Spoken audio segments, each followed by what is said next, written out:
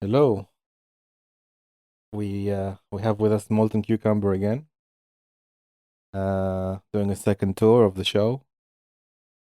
So today we're going to debate: is socialism evil? And before we start, I'd like to ask MoltenCucumber a question. Go ahead. Um, Thank you. On Discord, this is essentially how this debate happened. Uh, there was a conversation I was having with someone else, or it was about someone else, and it went roughly like this. I had a while debating, I think, market socialism with someone else. I gave an example that market socialism had existed for about, I don't know, 40 odd years in former Yugoslavia, which essentially resulted in state collapse, literally, because it collapsed into several other countries. And in addition to that, it raised tensions in the area that were already there, but heightened them significantly, which led to the Bosnian genocide. And his reply was, "So what? It's only one example. We need to try it again," which I thought was in bad taste or in bad faith.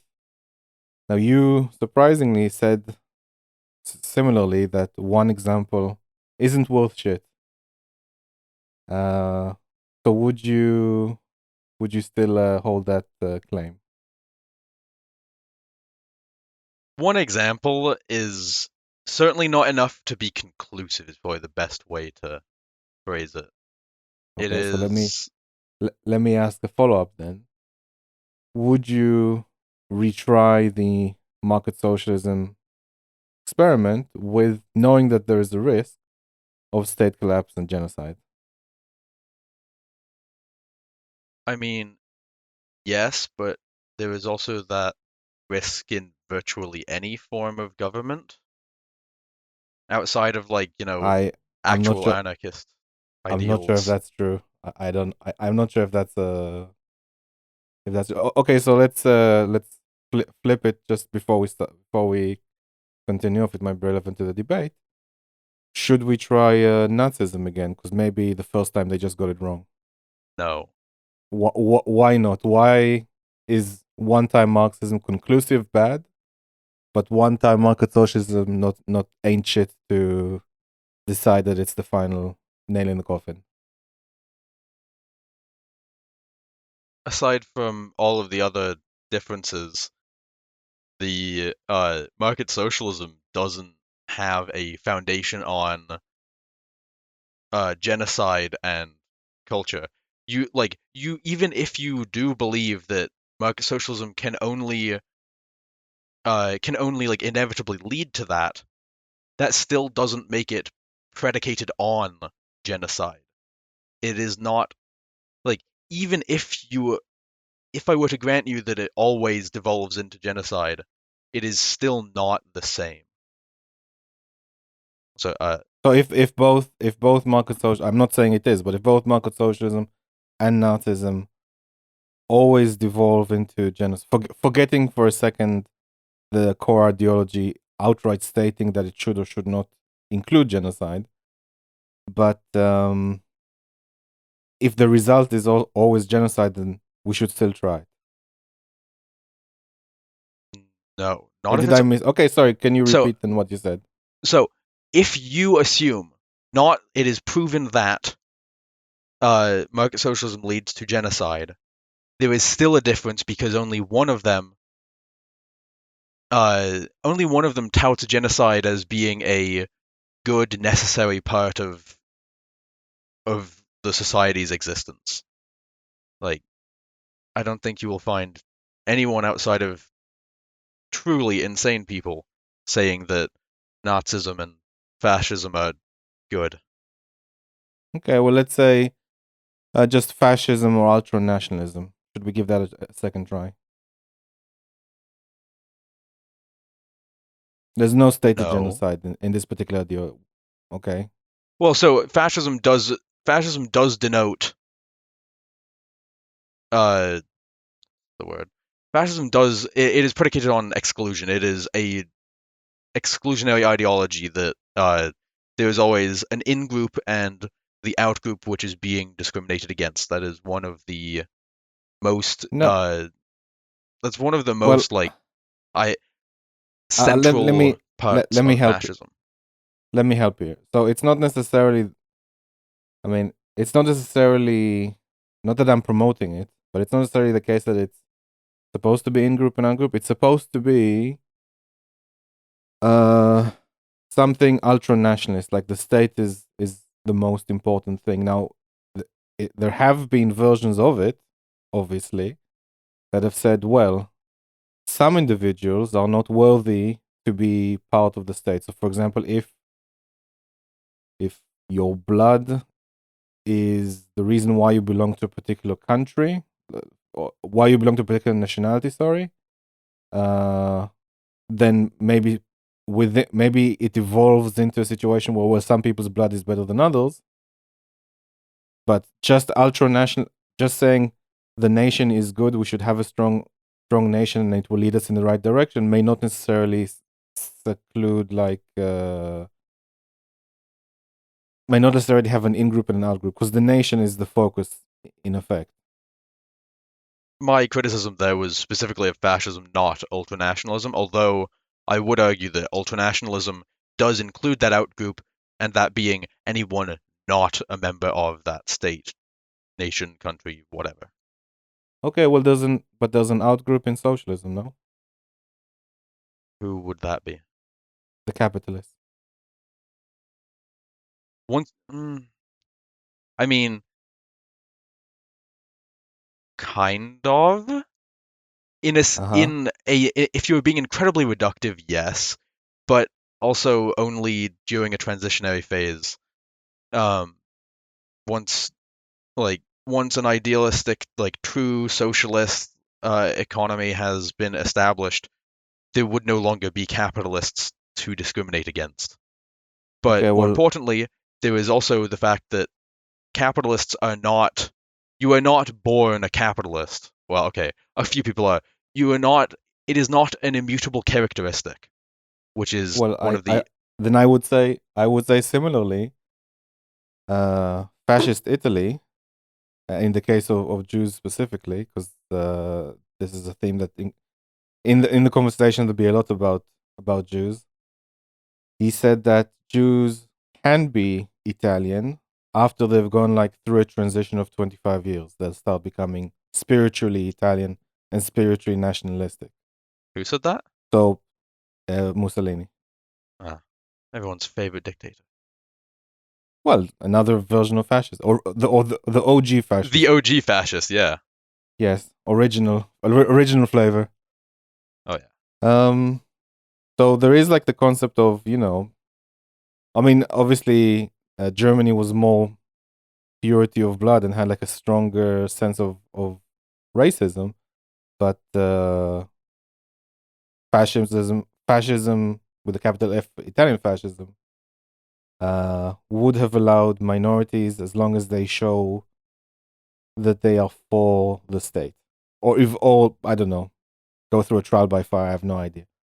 Some sort of rubber stamp. They said they are now nationalist. So you could say the same thing in that scenario. It doesn't have to be the case that there are in groups and out groups, but typically, in almost all cases of these sorts of things on both sides of the comparison, and we will be doing comparisons in this debate, you have an in group and an out group. Typically, the in group is much larger than the out group, or in a sense, there's a majority and a minority. Uh, and that is kind of like a theme running through all of these things. But let's get started. So you think so? I'll take your answer that there's something morally better about market socialism or socialism in general, whereas there's something morally worse in the ideology itself. Obviously, not in the consequences. That is worse in fascism or Nazism. That is worse than socialism. Is that accurate of me to say? Yes. Okay, but bearing in mind there has been atrocities in history, and those happened under Nazism and those happened under socialist countries or countries that implemented socialism? We agree that those happened, yes or no? Yeah, I'm not one of the. Am I allowed to swear? You can swear. YouTube won't Not one of demonetize the me because I'm not. fucking imbeciles that decides that, oh, the Uyghur cultural genocide. No, it didn't happen. I'm not. I'm not Okay. a. No, I'm not a. I'm not quite that far gone, but I would also like to point out that there are many atrocities that are committed by capitalist nations. I am not arguing that. Well, I could, but in this instance, I am not arguing that capitalism is like the leading, like, main driving factor. That's the word of said atrocities. Just because atrocities were committed under a certain economic system doesn't mean they were committed because of it.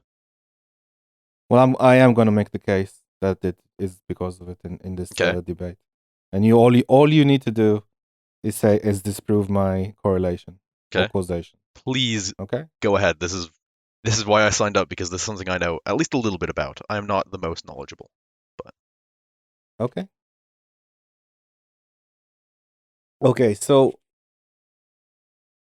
let's see. So I'm saying that there are ideologies or moral frameworks that's the ones behind socialism, let's say, and they are saying we need to form these economic systems because these economic systems are more moral than our existing ones. So far, so good. yeah.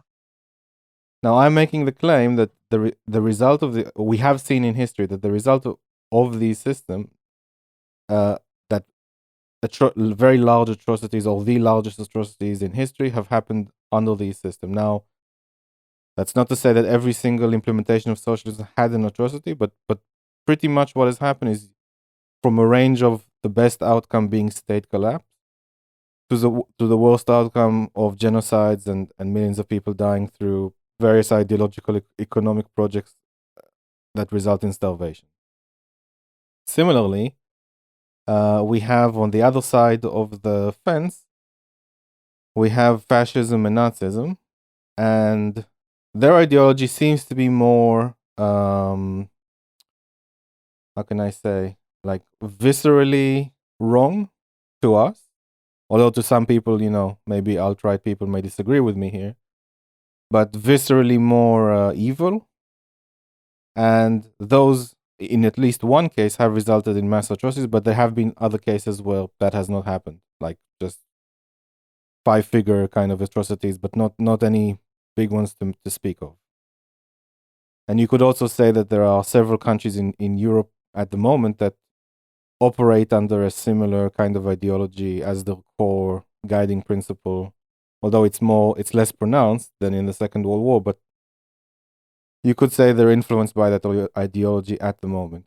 So in the case of Nazism, we're saying the ideology is bad, the results of it being bad were predictable, and therefore the whole system is bad, and we should not try it again. But in the case of socialism, even though it has very, very bad consequences, provable consequences, we're saying, no, let's give it another try. Even you have already said, even though that market socialism in a country, I'm going to say led to, but the consequence of was severe state collapse and genocide. We're saying, no, it doesn't prove anything because the ideology is still built on some kind of being nice to other people. Therefore, it can't be bad.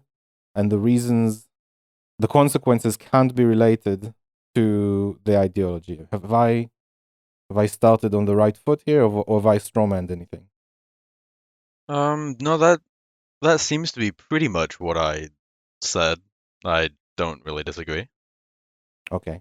So why would you say that if, start me off here, why would you say that if we have like a moral framework, we implement that moral framework in reality, or we try to, it leads to really bad results, but we're not saying that the moral framework is bad. We're saying no, we got it wrong in the implementation somewhere along the way. Or let me draw an analogy here.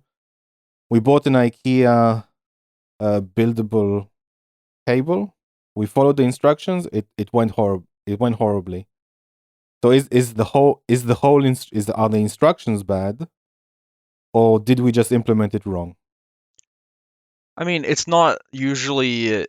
I would say it's not really anyone. At least it's not IKEA's fault when, at Sorry, least don't by an. don't use the IKEA. I regret. I actually regret Okay, well, using it as an analogy completely.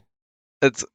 Would you like to use a different analogy, so I can make a Okay, so point? let's just do it like without an analogy. Like we have a moral system, we implement that into economic system, mass atrocities. So the question is the system bad? Because we followed it to get and we got X. We followed X and we got Y. Is X bad, or did we implement X wrong and we got Y by accident? Um, my is there an option C? Because of those, Give me an option. the Give me an option C.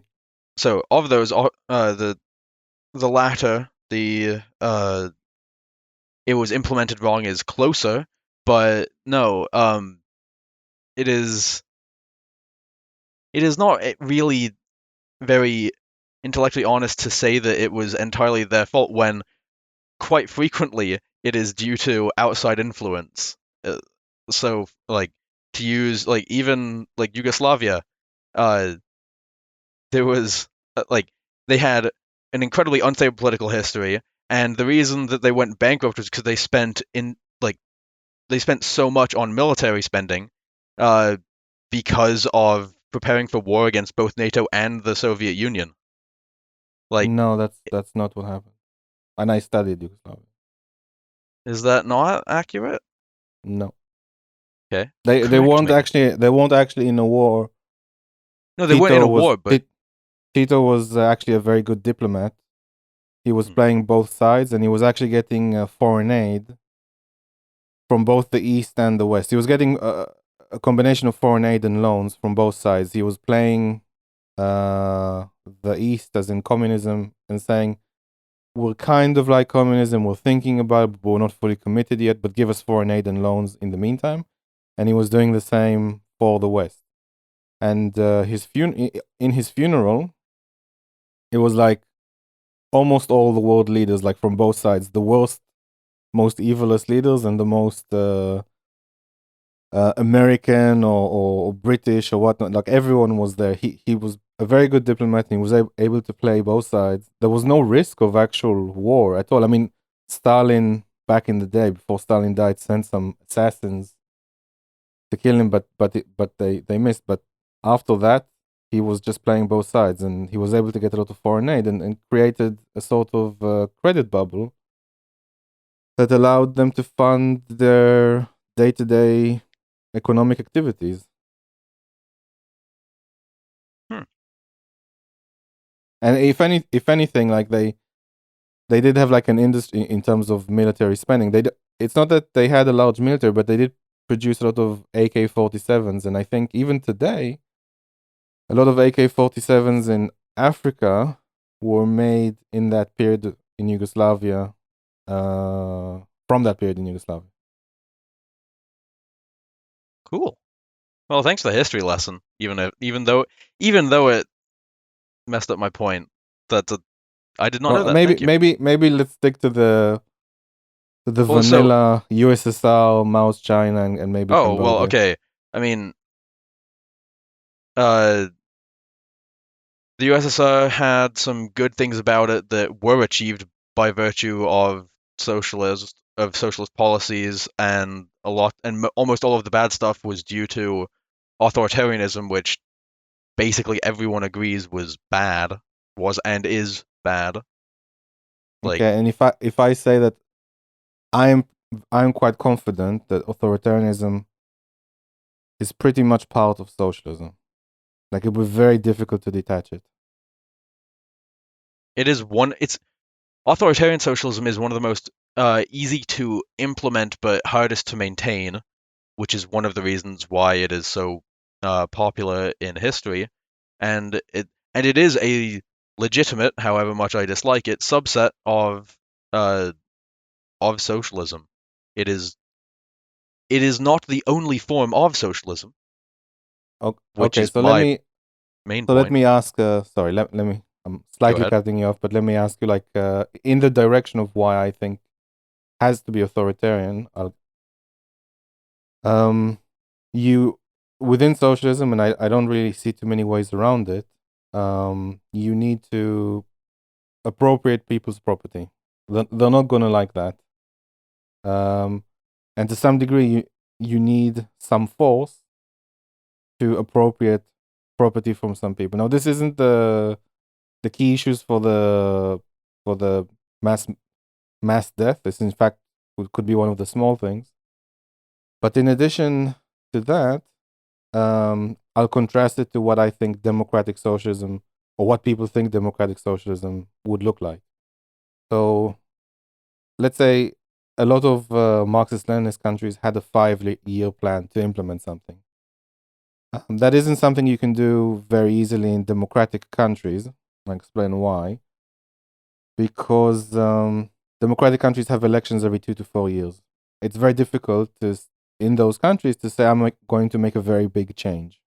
Because at the end of 2 years, depending if you're prime minister or president or just like a lower level member of parliament, every 2 years, let's say you'll get that there will be elections. And if within those 2 years, something goes wrong, or it's not going the way people like, the other political party, and let's say they're capitalists, say, look, this isn't working out. Quickly, let's undo everything these socialists are doing and get back on track.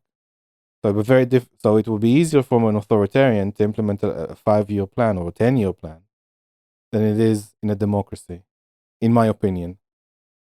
Um, there are, I think I may have to look at a few other things, but essentially, in addition to those 2 points, a bigger point is you are consolidating power in a country. You may disagree with this point, but I just want to open something for a second. You're consolidating economic and political power within the government, whereas before, let's say they just had political power or mainly political power, and and people in the country had economic freedom. You are removing that economic freedom and you are consolidating economic and political power. And I think that consolidation of power is something that then leads to more authoritarian behavior.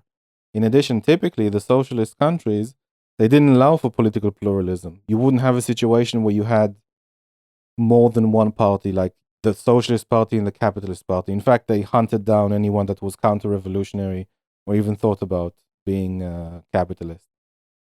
And if you did have capitalists, if you did have political pluralism, at the end of 2 years or 4 years, they can just undo everything you've done.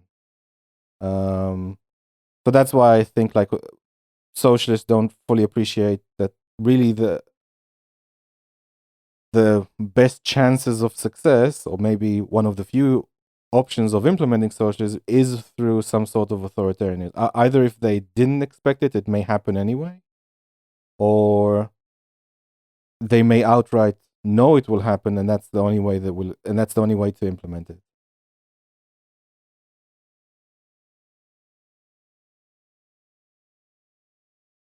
I don't have a response. I don't. I Did you were I you don't. under I the didn't hear a impression that if question. you were you under the impression that if you vote for it, it will happen? Ideally, yes. I'm a democratic socialist. That is, I would like socialism to arise democratically, and I would like it to, once it has arisen, maintain its democratic values. That is one of the most important parts. Okay, but even in a democratic vote, you have a majority and a minority, and the minority may not agree to give up their property. Okay. So what would you do in that situation? In that situation, probably look for a compromise, but when it's something as black and white as that, side with the majority, because that So is an will incredibly black and white. so would it be the case that the majority would oppress the minority in this case? In this case, Yes, appropriating property. I mean, yes, they are expropriating property. That is true. And obviously they need That to, happens in capitalist countries too. well, it shouldn't. That's kind of Well, like the fundamental of capitalism. in But Germany, they voted. I think it was specifically in Berlin. They voted, and it was like pretty substantially in favor of expropriating certain units from landlords, uh, and it worked. well, they haven't done so yet. It has to be approved in court, and there's no way that you could violate people's property right in such a negative way. And even if you succeed legally, which I doubt, but if they succeed legally, then the whole market is the bottom will fall off. Like people will just say, "Well, we invested all this time, money, and effort, and then people just vote us out." Like, firstly, where are our rights? Can the majority just take our rights away? And if it is the case, then there's no political stability or economic stability. We're just gonna take our money to a different country. Okay, I cool. I don't disagree with that. But if they want to do that, go ahead. It it's not this is not what I came here to discuss. This is getting into like the nuances of various implementations of socialism. The, Okay, so I the I maintain, sticking to the topic, I maintain that the implementations of socialism will typically be authoritarian, and anything that it is, I don't disagree in it is authoritarian socialism is one of the easiest things to implement because it's one and done. Once the person has power, they can do as they please. It just so okay, happens that the people who tend to get that far are also some of the worst people. Like okay. I'm not going to disagree with you on that. Um, yeah, So is it so? And would it be the case that authoritarian socialism can lead to atrocities? can it? I'm Yes, asking but you. uh, yes, but not by virtue of it being socialism, by virtue of it being authoritarian.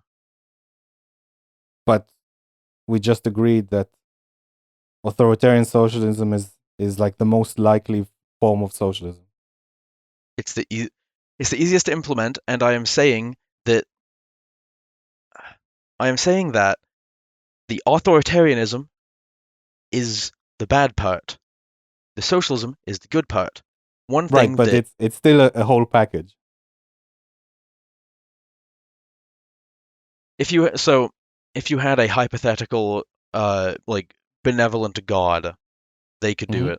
Like if you a benevolent dictator, they Mm-hmm. could do it, and then like before they step down or whatever, like sign into a thing, like can't like no more dictators, no more one party. Make sure there's robust debate on issues, especially as they affect people, like stuff like that. It it, it is the authoritarianism that I have an issue with, and it is not the socialism. However, Okay.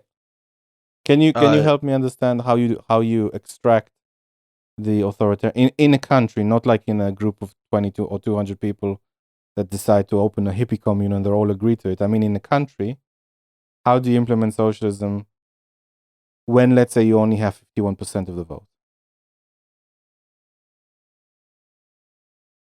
most people will go along with it. Is one of the best ways to put it. It's not It, like even so.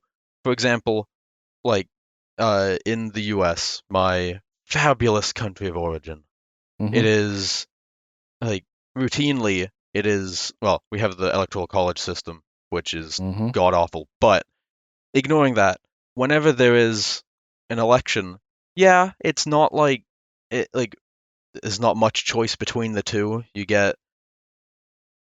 get basically fascism, and you get not quite as awful, and they say they will do good stuff. That those are your Mm-hmm. two options in the U.S.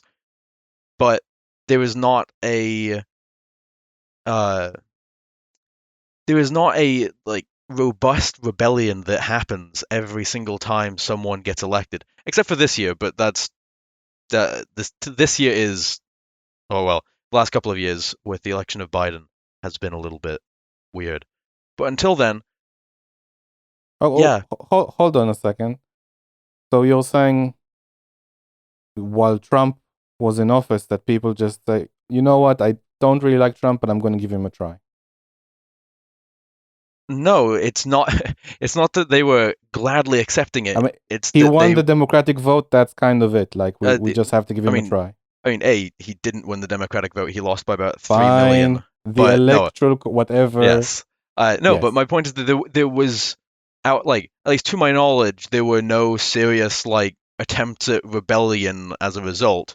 Though many people, me included, vocally disagreed with basically everything he did. Hmm. Uh, he like we didn't go out and do like militant action against that, and I Well, I there know, was some riots and there was some but violence, they not were on a not country due. level or anything, but yeah. Yeah, they were not at a country level. That at no point did they pose even a vaguely serious threat to anything beyond like a like county courthouse.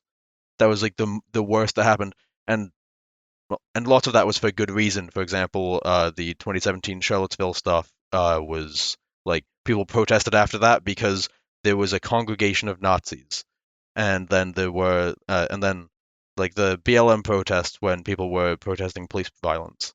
Like Hmm. those are not those are also not to do with Trump, at least not directly. They aren't to do with the president, is the better way to put it. And Weren't there people like aren't. several really large like protests, kind of like after he was elected? There were like you had that pink pussy hat and like Oh millions of people God, yeah. showed Okay, up and I forgot about 2017 era, like neoliberal appropriated feminism. Ugh. Yeah, that was uh, awful. okay, That's not. okay, I'll take it that on. I'm just saying that not everyone obviously agreed. Now let's set that aside for a second. If, however, the government that's in power says, "Look, I want to appropriate or expropriate all businesses and give them to the workers, assuming they have any," um, and this is like a real kind of step beyond what Trump or Biden, well, I would assume what Trump and Biden would have done in office. This is quite authoritarian and or quite use of force. You are coming in like with, I don't know, people with hoods and not hoods, like police uniform, like full helmets and all that, taking away your property, taking you out. And this is a bit of a different policy than what you would expect in the US. So it may give a more violent response because you are you are using force on people. In addition, I would assume that the US, with its history of people who own guns, just for this occasion, would choose to use them. The people with the guns have been saying they're going to use them for whenever there's tyranny, and then when the closest stuff to tyranny happens, they go about their merry days. But no, I know I get you, I get your point.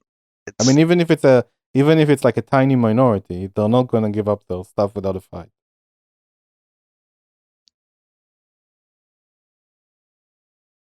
Now, having said that, I don't think that this is where like the most deaths, most atrocities happened in like the upfront yeah, initial like. because a lot of people considered it a good thing at the time.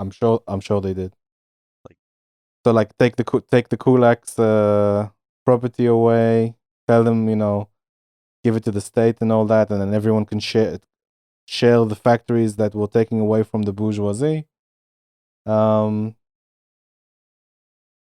but I'm just showing that this is like not something people would agree to.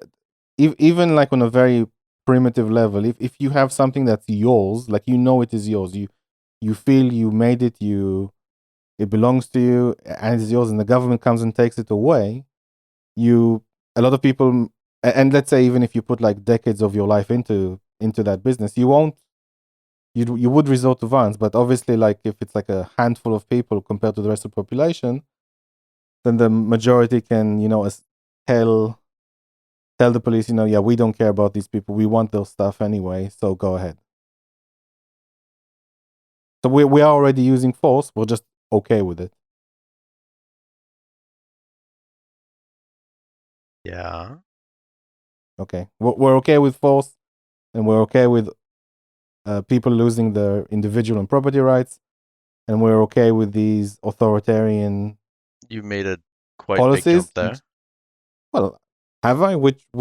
Where is the jump? Sorry, Um, losing that in the unless losing I property misheard rights. what you said. Wait, so Okay, you sorry.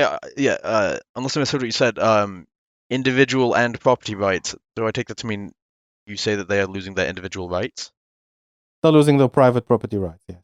Okay, yeah. I misheard what you said, or well, Okay. misconstrued it. Um, anyway, sorry. Go on. So we're taking like a small minority of the population, and we're saying we hate you, and we don't mind using force against you, and we take away their stuff.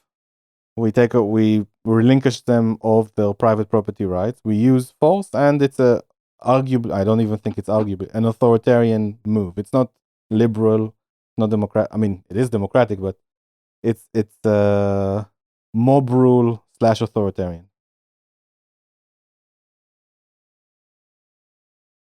Is that a I concur, so I can continue, or is that hold on, I'm thinking?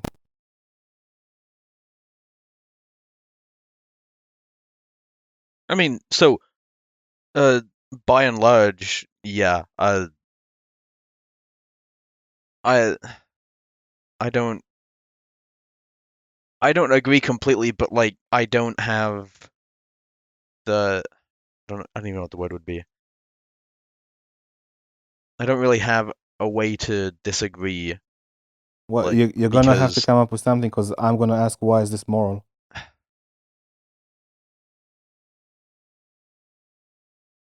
uh, why is it moral? Because it's not discrimination based on immutable characteristics. It is discrimination based on a purely human-created Okay, distinction. let me do a comparison here, and I'm gonna be strawmanny in a sense, but I do need to make this comparison. So Okay. we've got socialism, we've got Nazism, yeah.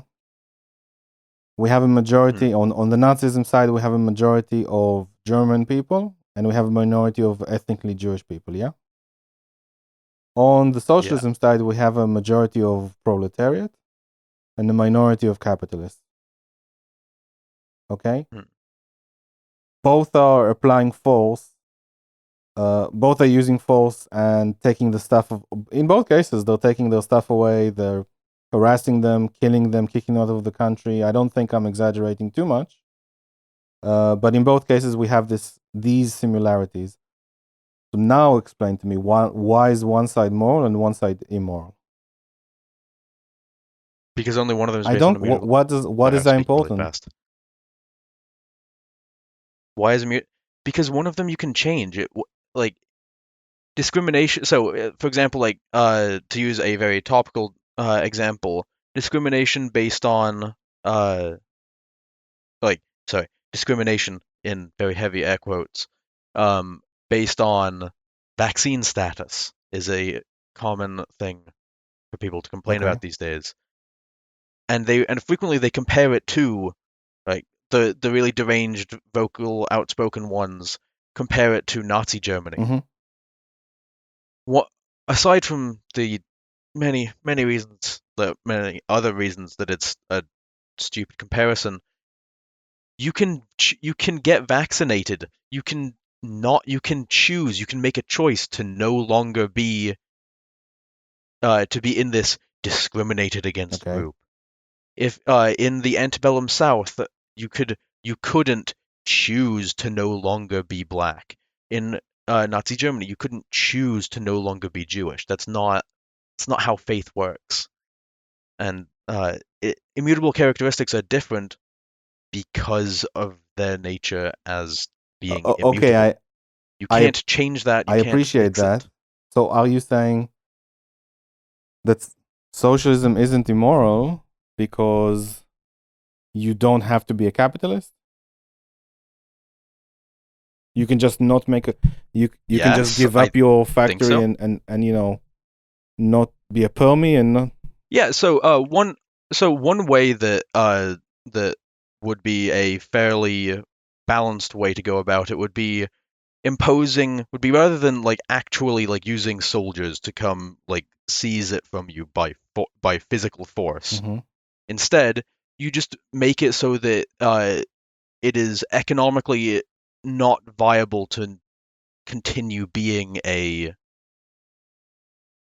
capital Okay, owner. so Well, capital in this instance meaning, you know, the metaphorical deeds to the okay, so factor. why don't the Jews in Germany just leave the country or change their religion and renounce Judaism to then be part of the Germans? I mean, you don't what? Why don't Jew Jews religion is you don't just say, "Oh yeah, no, I'm no longer a Jew." okay, so Yeah, sorry about fine, that. Can you let me out of the leave gas the chamber country now? then. Why That's don't not they a thing you can peacefully leave do. the country then? If a capitalist can just give up his property and walk away, why don't Jews just leave the Germany at the time? Um, Because I think that at the beginning, at it kind of least, they sounds like you're did. blaming the victim here a little. No. Are you Be sure? okay. I think at the beginning, at the beginning at least, I'm fairly certain that there was a fairly large exodus of Jewish Germans like out of the country because of that. Right. I'm not So they did in fact leave the country, and then after that it was because when like they didn't get an opportunity because they were being hunted right. And down. also, the Germans went invaded other. So they did leave the country as Well, best as they I could. actually know more about this, but Germany also invaded other countries, so it's not. That they did. But the point is, I why are we blaming the victims here? We're not. I'm not saying that. Because we're essentially saying, in another context, this woman got raped because she wore those clothes, and like I said, the capitalists didn't have to wear those clothes. They could have wore decent clothes.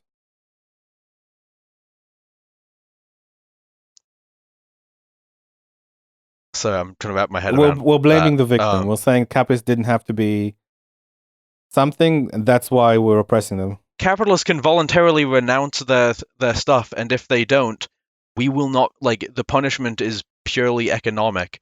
Like there is, but also there's not like a well, at least to my knowledge, there's not really like a ideology of some description in which you must be a capitalist. You must, as in you must be a capital owner. I don't think there's an That's ideology that I don't follows know that. how that is irrelevant. It's literally we have an in group and an out group. We are saying the capitalists are evil because Huh. X, Y, and Z, and in a different one, we're saying the Jews are evil because X, Y, and Z. And to be completely honest with you, I can also go deep on can you actually say that capitalists are not Jews themselves? Because Marx wasn't really like a No, no, I know about Marx's right. anti-Semitism. Don't So like you can don't. have like the Germans like Jews are controlling the banks, and you can have in the socialist country Jews are controlling the banks. So it's if you get what I'm saying, and in fact I can draw more analogies, but I won't for the moment. We have like a group, and the majority is targeting the group, the minority, and it could be because of racial issues, it could be because of economic reasons, it could be because of conspiracy theories. But at the end of the day, that's what's happening. But we're saying, well, because it's not immutable characteristics, they can denounce X, Y, and Z, then it's okay. I mean, by and large, yes. But so this is a point where I can say, look here, socialism is immoral because it's oppressing a minority. If Now you're going to say, well, the minority oppresses it's the other way around. The minority oppresses the majority. And the Germans will say the same thing.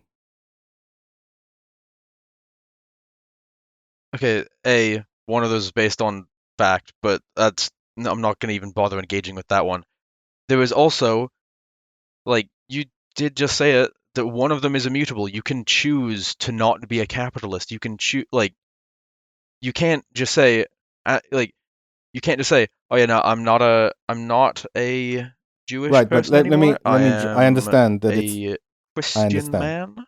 Let me out of this Yeah, gas chamber. It's not a thanks. thing I you can do. understand that it's immutable and immutable characteristics versus, but it's not the case that we're saying German people hated were racist and hated Jews because of immutable characteristics.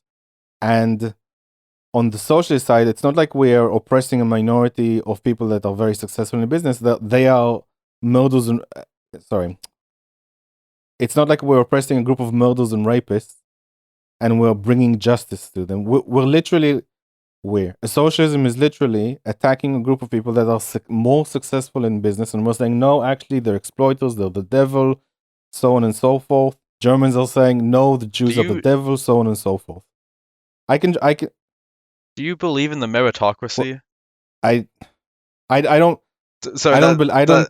that's not really relevant, but like, but that was implied by one of the things you Well, said. yeah, I mean, a lot. Even if you take in Russia the kulaks were essentially previous peasants that got like a strip of land, and they did very well with that land, so they became slightly richer than they were before. Because if you I don't know if you know, but for the longest time the Tsar basically controlled everything, owned everything, and no one owned any property by the Tsar. So once the peasants got a bit of land, private land of their own, and when Stalin came around, they didn't want to relinquish. Sorry, not Stalin, Lenin. They didn't want to relinquish it, and they burnt the wheat before giving it back to Lenin. And then he implemented NEP. But the idea basically is that you know they were peasants forever, and then they got a bit of land, and they were a bit better at it. So he called them kulaks. But in terms of meritocracy, absolutely, they did better on their own. And there was no outside factor to that What at all. for peasants to do slightly better at farming? What outside factors would there Yes. be? I'm Uh, not aware of any, but yeah, oh, I mean, soil quality, stuff like that. There's so many like luck-based thing, or at least we're not doing luck pretty much luck-based utilitarianism now, things. surely. No, it's not even relevant to the argument at Okay, hand. so these people have, But but Lenin targeted these people simply because they have more money, or because they're doing better. They could be doing better because they're just hardworking, and they now that they have the opportunity to grow their own property and grow their own business, they are excited about it and want to do well. I mean, and after all, they're making food. It's not like they're. It's a very needed commodity that everyone appreciates. That the more there is, the better it is for everyone else. So I don't exactly see what we need to be spiteful of them of.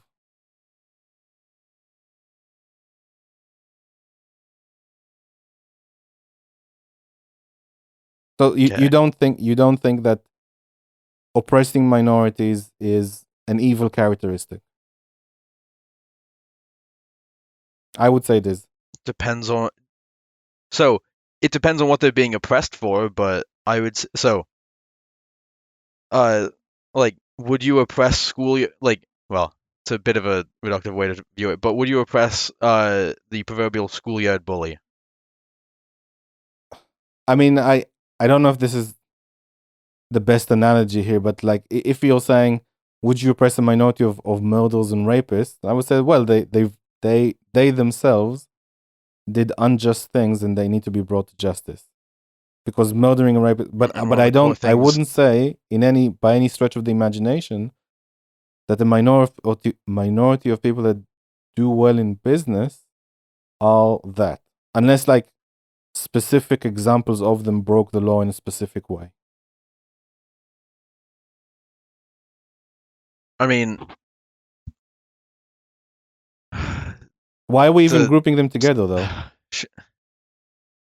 Why are we even what? grouping them Sorry, together? Grouping Capitalists. who?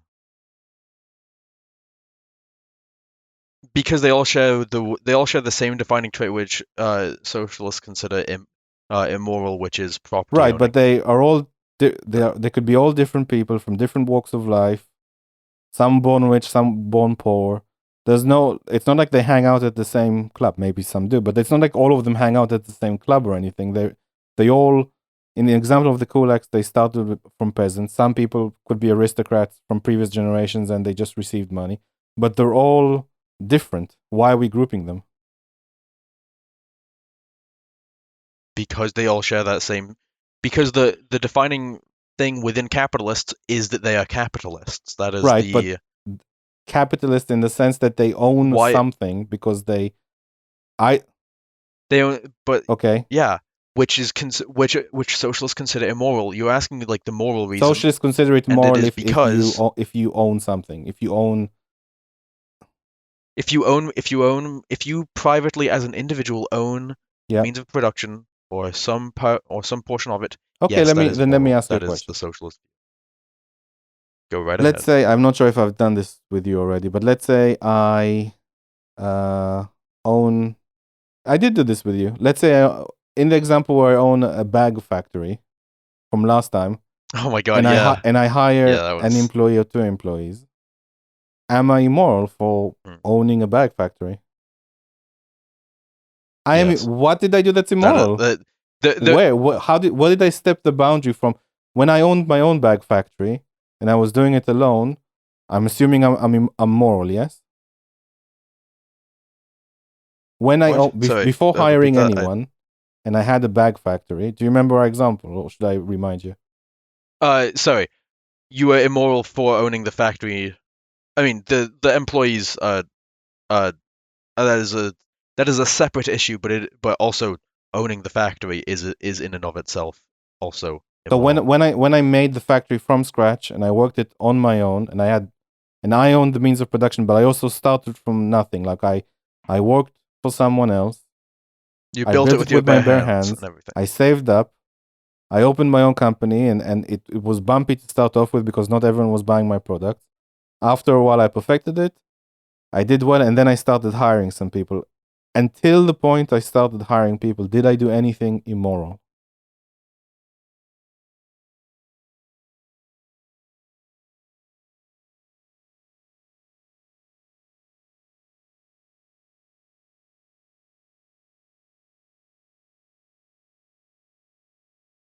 I don't really know how to answer Well, it that just because what do you feel is wrong or right?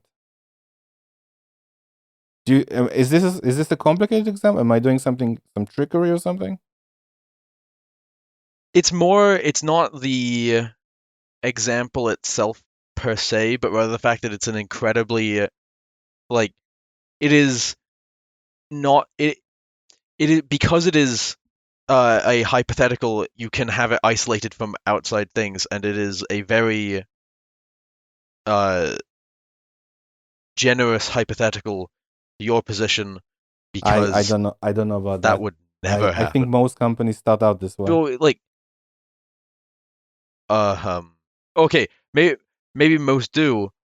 Like, I have no idea if Let that me is just throw a true. number. I'm sure that Let me whenever you just throw release a this, number for you. someone would fact check. But So in America, and I'm pretty mhm. sure these are the numbers. 98% of the businesses are 500 people or less. So whenever you hear a politician says small business is the engine of the economy, are the engines of the economy, they're referring to the vast majority of companies are 500 or less, so like small to medium sized businesses.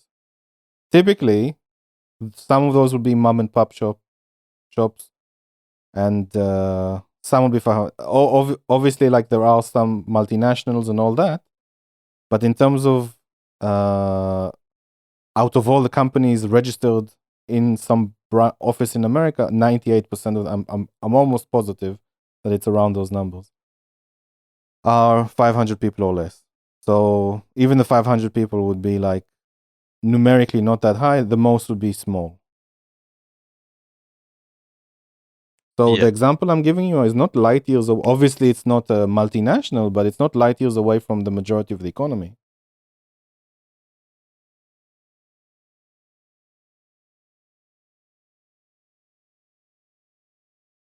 I mean, so yeah, I just did check, and yeah, you were right.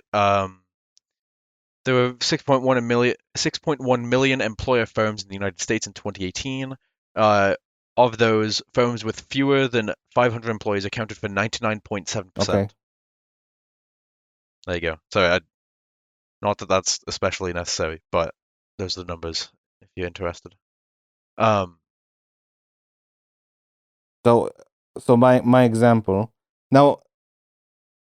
I'm wondering if you even think that socialists are targeting these mom and pop shops, because I don't feel that they are, but by default they may be doing that. So from from your no, I from your mean, point certainly from not your point initially. of well from your point of view, well, if we're abolishing private property, it would affect anyone that owns private property. But from your point of view, where did my bag shop analogy become immoral? Where was the line? When was the line crossed? And so let's say let's I'll give you that it's a generous example. Let's say, however, when did it become immoral?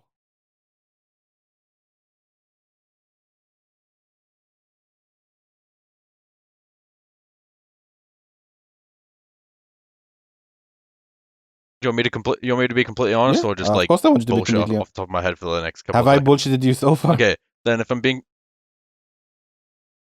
no, well, I Okay. don't think so. And when I said bullshit, I meant like basically spew mindless Uh, like if you stuff. spew mindless stuff, And if I'm being honest, if you spew mindless stuff, I if I'm being honest, I don't know. That is the best answer I can okay. give you. I do Okay, not let's know. let's let's I let's advance the example to be more in line with what you may consider a capitalist and less generous and less generous of an example. Let's say I'm doing extra well in the bag factory. I hire a new premises. I hire a new sales shop. I hire a manager for the sale for like a client facing shop, and the factory is not client facing. So now I have a factory. I have a shop. I have a manager for that shop. I have a manager for the factory, and I start to be at home a bit more. I I don't come as I don't work as hard in the factory itself, but I do talk to the managers and make decisions on a higher level now for the direction of the company. Am I immoral? So I've got no, you're still 25 doing workers in work. the factory plus a manager, and I have five What? people in the upfront store plus a manager. Am I immoral? Okay. No, you're still doing work. Uh, what? I completely forgot that this was meant to not be a continuation of last time. Do you want to get back to the original thing, or do you want to continue Well, like I this this? Because I mean, I don't okay. So how are the have an issue with capitalists this. immoral then? Why are they immoral? What have they done that is immoral? That it's okay to persecute them. Uh, Profiting on without doing work. So because I was doing work, it's Well, not while it is it doesn't count. so, I would say that the way to deal with it, as co-ops do, uh, is uh, it is like everyone is salaried. No one like uh, brain, please. I swear to God, Come on, you should know this stuff. my How mind are just went capitalists blank. immoral? Yeah. Give it to me. because they because they don't, by virtue of being Mm-hmm. capitalists, they do not, or at least they are not, they don't work for the profits.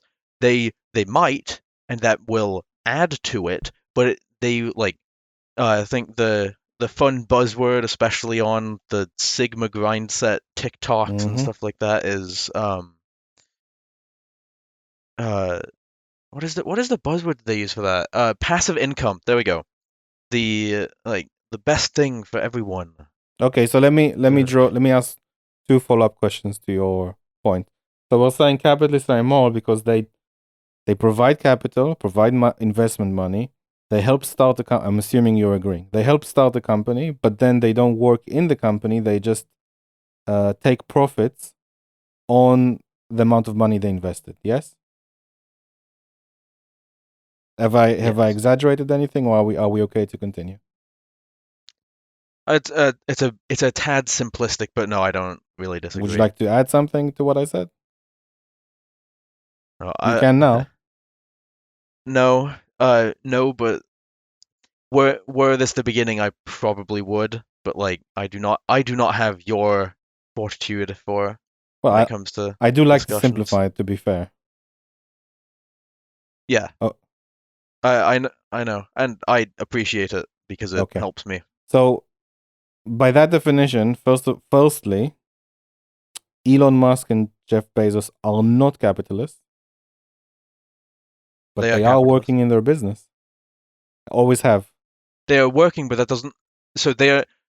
I mean, t Elon Musk did buy Tesla. He didn't But found it, he is or working. no, it might have been He is work. SpaceX.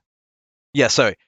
But yes, working somewhere, so you can Mm-hmm. work somewhere and be a capitalist. My issue with that is the capitalist part, not the working But part. you did say me as the bag factory because I still work in the company. That I'm not the immoral people. Oh, then I misconstrued what you said. I meant to, well, that, or I didn't like So fully get my if okay, point. Which, let me repeat the question. So if Elon Musk and Jeff Bezos just sat at home and collected capital gains on their companies, that would be immoral in your point of view. But because they work in their company, always have, by the way, worked in their company, they have never really stopped. And even I think Bezos is thinking of stopping, but moving to some of the charities or the philanthropy stuff that he wanted to. So he's still going to work. He's not going to like stay at home and be idle. So because they're working on their businesses, for argument's sake, they count as employees that are working because if the definition of capitalist is doesn't need to work or um, collects collects passive income and doesn't work, they do have capital, but they are still working.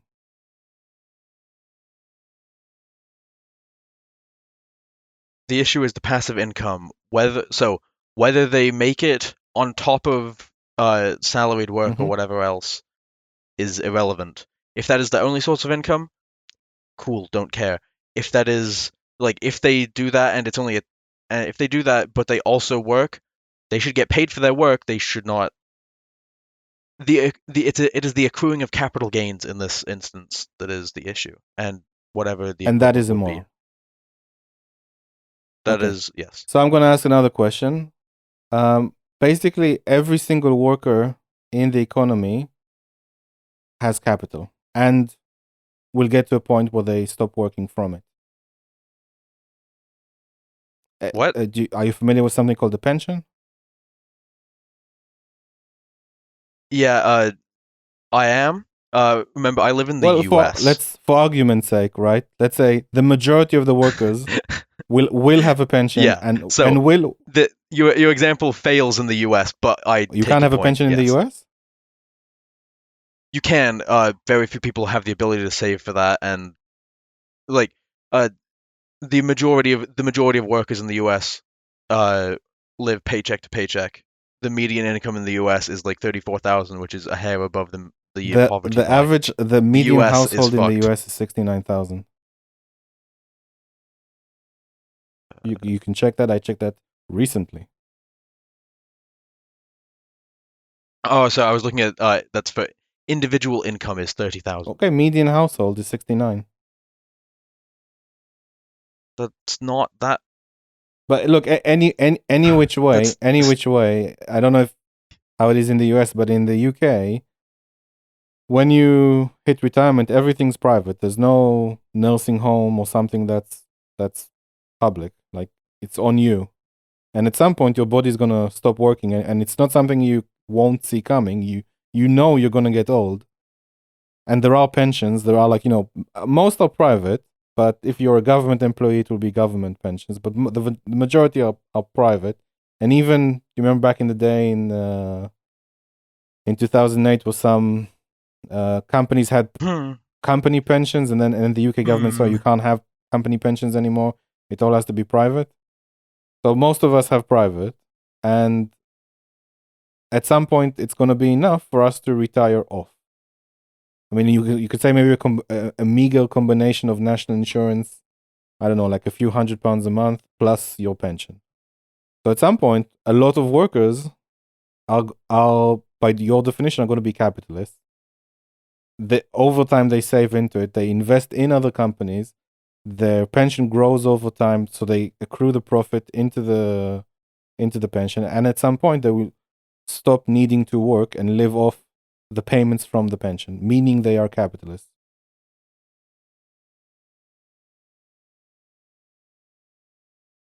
Hmm. Yes. Okay, so I don't. I don't know what the question was. everyone's But capitalist like, basically. Most I, people are capitalists.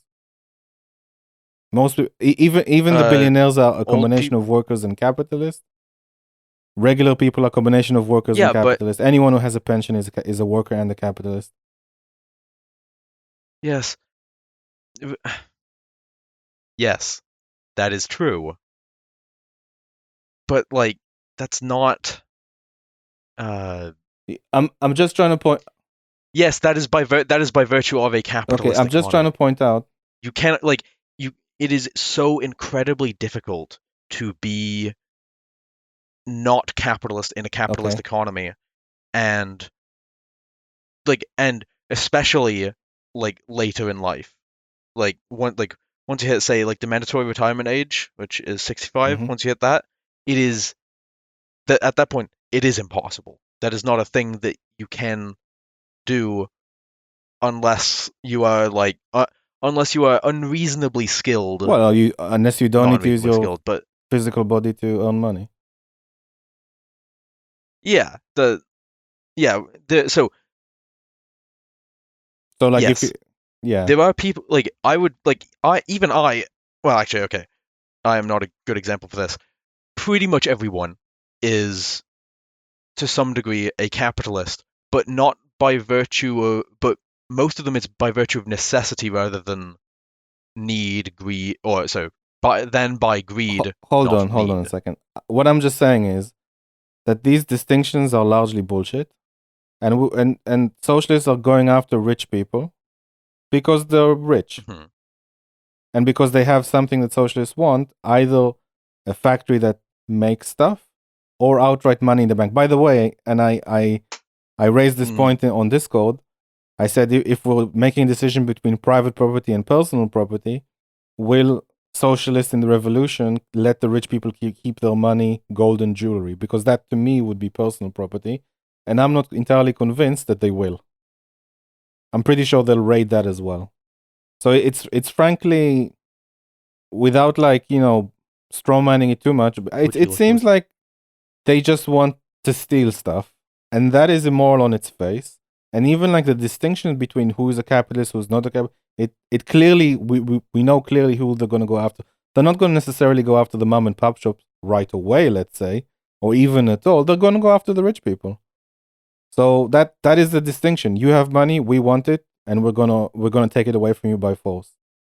So and we have like this whole philosophical system saying why you are immoral, while you're scratching your head as we explain to you while you're immoral. So that is Would a distinction. Like, and if you wanted to avoid, being oppressed, you shouldn't have any money. It's like, what do you mean? Like, I worked hard for this, or my parents gave it to me. It's like, it doesn't matter. We want it, and we're going to discriminate against you. And I think that's outright evil. I mean, I can't sugarcoat it. I can't see it through other people's eyes. It seems evil on its face. Yes, it's not an immutable characteristic, but I don't really think that's a super good reason why to oppress these people anyway.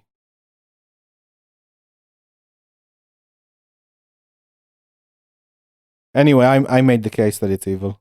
I can would make more cases if you'd like, would because you I went into this subject quite a bit. But would you okay? Would you like me yeah, to yeah, respond absolutely. to that? Okay, so while I'm sure that there are some socialists who would say that, yeah, if you're rich, fuck you. Yeah, no. Maybe for you, that's not what I'm into. Uh, a lot of a lot of them, especially the more intellectually honest ones, will say it is not just people who are rich; it is people who became rich by owning, like purely by Mm-hmm. owning.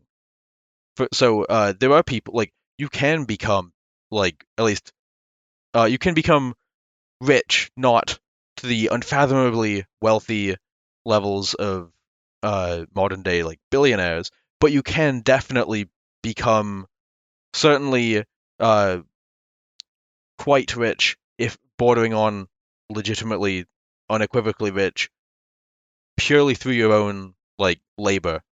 That is, it is not an Mm-hmm. impossible feat. For example, my parents are both university professors. They are both like combined, like they afford a very nice house, or well, pretty nice house, like nice Do you need all car, those stuff? Just like think of the nice. poor people. There are people in Africa right now. I just not continue. Sorry. So that was actually funny. Um, the but like beyond that, doctors or lawyers or Mm-hmm. athletes even, at least at least the beginning of their career, like they are not like they get paid hundreds of thousands to millions of dollars for their Okay. labor, and I don't have an issue with that. But the reason why there is such a conflation between uh capitalists and rich people is because for for most people the only way to become rich is to become a capitalist, is to like beyond the bare necessities of living under a hyper privatized civilization. It is it is not a it is not possible to become a billionaire, at least for now, without being a capitalist. Okay.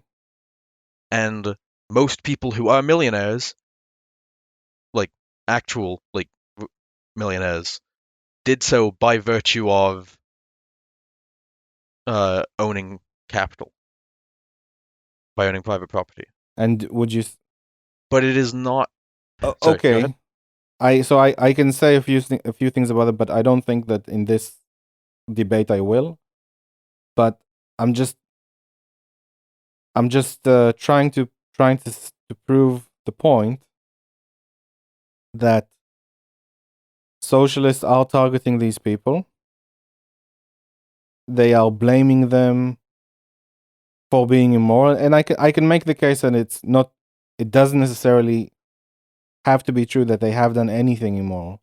When you'd have to frame it using a particular lens to say actually they've done something immoral when they haven't. They could have been like super helpful, super productive, super beneficial to society.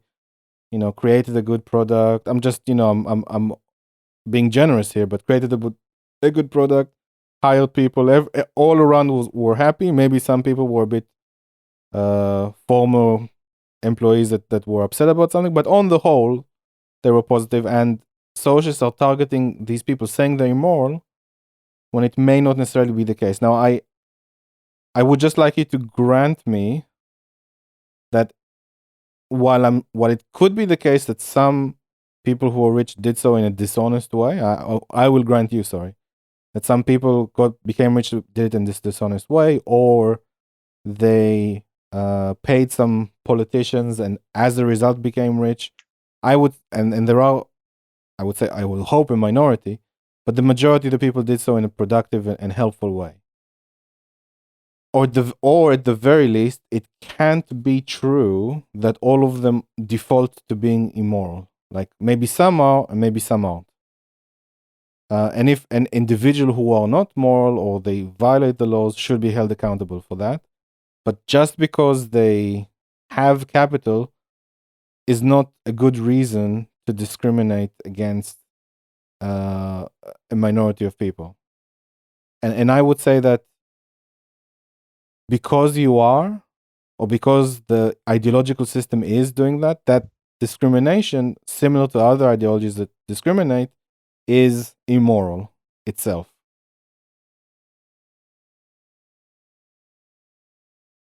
Okay. Now I can go in to why I think uh, the atrocities under socialism happened and link it to socialism. But right now we'll just Do you want to do that for capitalism as you'd well? have to. Okay.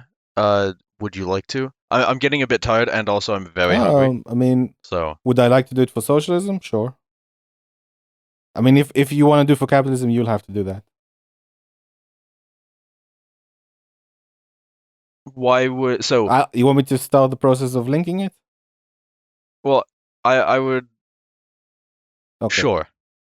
Uh, So although if we could wrap this up in the next, 15 minutes or so. you want me to explain how millions of people died in 15 minutes?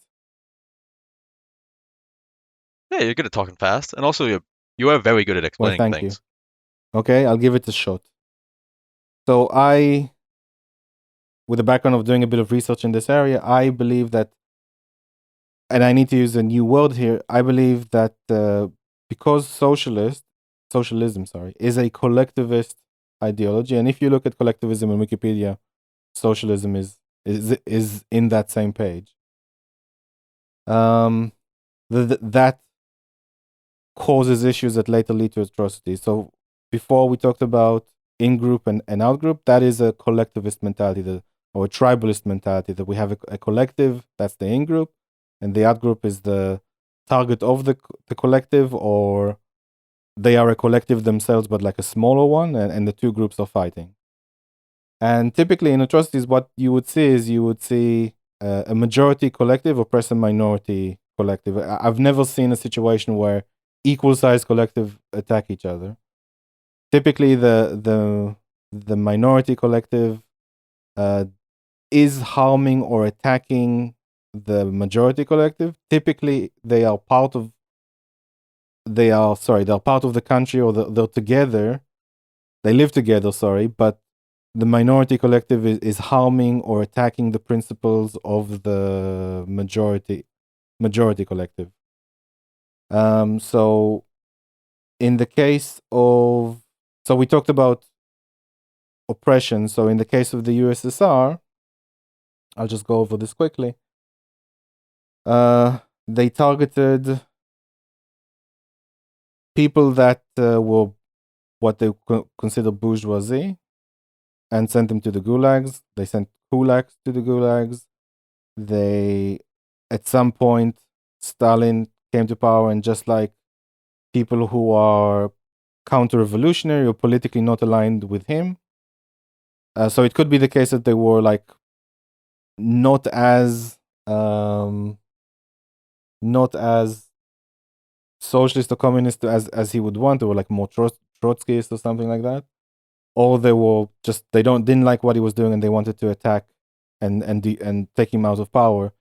All these people would be killed or sent to the gulags. In addition, people who didn't fit the mold, like that were of a different religion, would also be purged. So in the case of the USSR, the Muslim Tatars, this was in Lenin's time actually, the Muslim Tatars were withheld food in a sort of famine-like way that they did in Kazakhstan and Ukraine.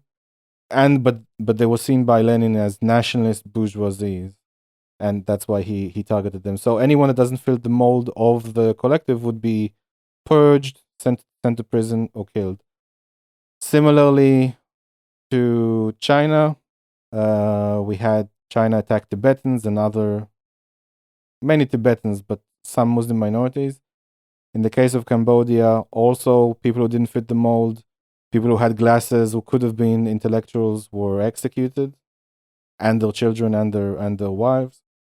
And also there was an element of religious purging. So in the case of Cambodia, they killed 75% of the Muslim community. It's not a very large country, but it was a high percentage of Muslims in that country.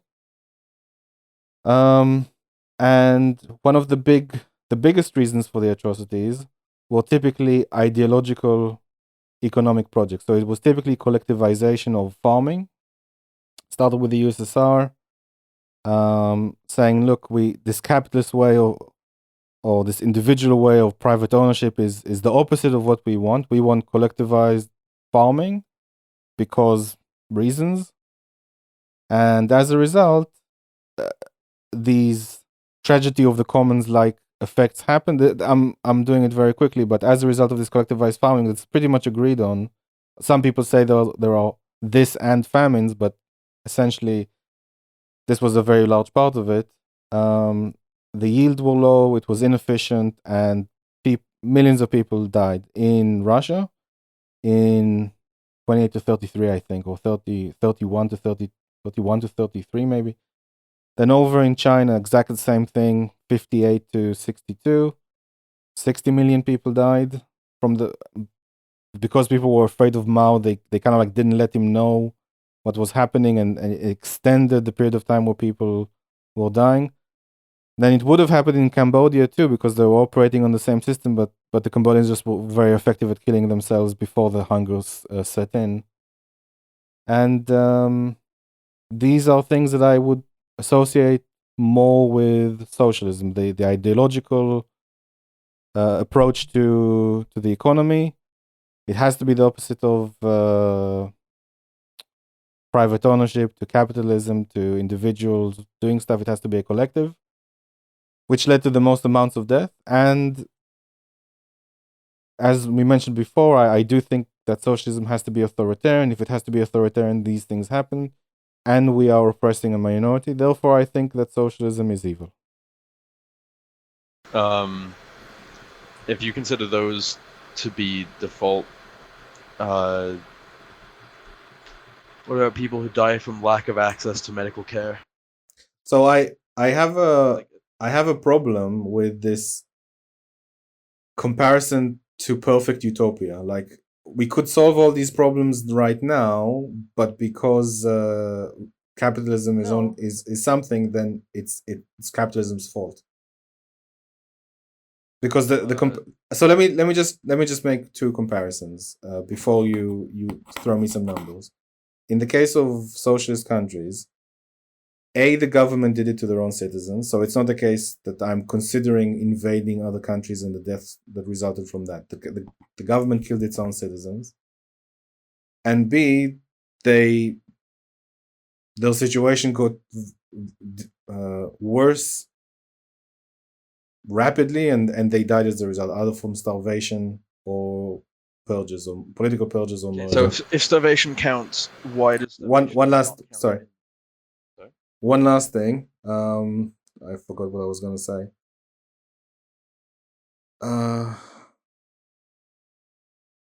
Sorry. So go ask your questions if I recall what I wanted to say. Oh yes, I do recall what I wanted. In the case of socialists, they were forced to do these things. They were told, you have to collectivize your farm. If you don't, we'll send you to a gulag. Pretty much like what they did to the kulaks. You have to do these things. You don't have a choice in the matter. And because they did what the authoritarian government arguably told them to do, those things, it resulted in their death and starvation and death. In capitalism, at the very least, no one's telling you what to do. Like, there may be like a framework of what you can or cannot do. You can't violate other people's rights, but you have choice within that, or a relatively large degree of choice. As a attribute of capitalism, it gives you a lot of options, and you make decisions there. If you made a bad decision which resulted in something that harms you, or even your death, that it was a decision that you made and not something that forced on you. So that's the distinction. If you want to give me numbers now, that's fine. Why is starvation a thing that you can classify under a socialist failure but not capitalist? Because the socialist government... Something happened? Oh. The socialist government forced people to do something that resulted in their death. They didn't have a choice in the matter. So they were told, do this or else. And it was an ideological socialist economic project which resulted in their death. That's what I think. Whereas with capitalism, you're like, look, you have a choice. You can make the wrong choice. You can make mistakes which would result in your death, but you you were the one making the decision, not the government.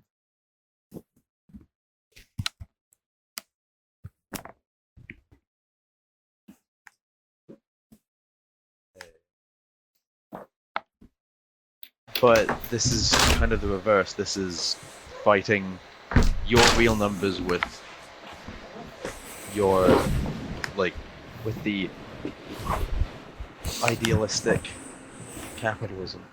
In real, would you agree that the world is by and large capitalistic? No, I would say they're mostly mixed economies, if not all of them. What? Mixed economies? What? I know what a mixed economy is. Okay. I don't think there is a 100% capitalist country, surely. Somalia, everyone's favorite capitalist country. That is not a capitalist country. Do they have property rights there? Do you have property rights under capitalism? Yes, that's the point. But would you agree that it requires a state to maintain said property rights? I would agree, yes. Okay. A limited state, but yes. Yeah. So at least you're not completely delusional. Just.